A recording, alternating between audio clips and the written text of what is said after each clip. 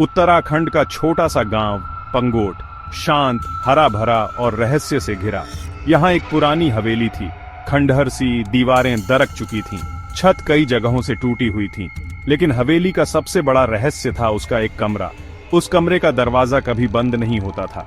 गांव वाले कहते थे कि यह हवेली विमला देवी की आत्मा का घर है। विमला देवी एक खूबसूरत औरत जो यहीं रहती थी। उसकी कहानी दर्द और विश्वासघात से भरी थी। कहा जाता है कि उसके पति ने ही उसकी हत्या कर दी थी और तब से उसकी आत्मा इस हवेली में भटक रही है। कई लोगों ने उस कमरे का दरवाजा बंद करने की कोशिश की, लेकिन हर बार दरवाजा खुद ब खुद खुल जाता। कुछ लोगों ने तो रात को उस कमरे से अजीब आवाजें भी सुनी थीं। डर के साए में जी रहे लोग उस हवेली से दूर ही रहते थे। हवेली के अंदर धूल और सन्नाटा छाया रहता था। हवा में सीलन की गंध और एक अजीब सी घुटन। कमरे में एक पुरानी खाट पड़ी थी, मानो कोई उस पर अभी अभी तक सोया हो। दीवारों पर लगे फीके पड़ी डिया चुके चित्र उस घर की पुरानी कहानियां बयां कर रहे थे।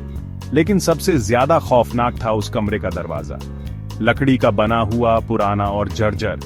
उस पर नक्काशी की हुई थी जो अब धूल से ढंक चुकी थी। दरवाजे में एक खिड़की थी, टूटे हुए शीशे के साथ। उस खिड़की से अंदर झांकने की हिम्मत किसी की नहीं होती थी।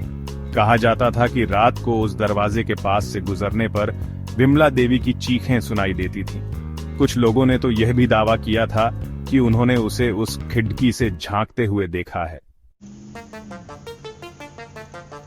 राहुल एक यूट्यूबर था।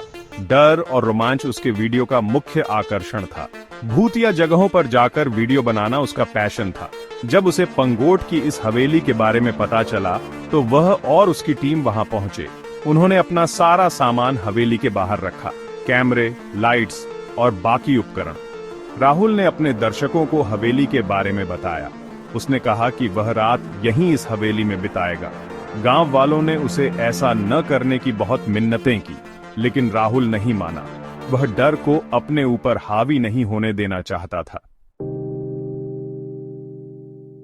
रात हुई तो हवेली और भी ज्यादा खौफनाक हो गई। हवा तेज चलने लगी, पेड़ हिल रहे थे।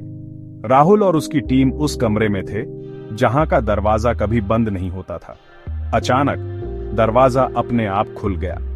ठंडी हवा अंदर घुस आई। कैमरा हिलने लगा। राहुल ने उस तरफ कैमरा घुमाया, लेकिन वहां कुछ नहीं था। अगली सुबह जब गांव वाले हवेली पहुंचे तो वहां कोई नहीं था। राहुल और उसकी टीम गायब थी। उनका कोई अता पता नहीं था। सिर्फ उनका सामान वैसे ही पीडीडा था। उसके बाद से आज तक कोई भी उस हवेली में जाने की हिम्मत नहीं करता। उस कमरे का दरवाजा आज भी खुद ब खुद खुलता है, मानो किसी का इंतजार कर रहा हो।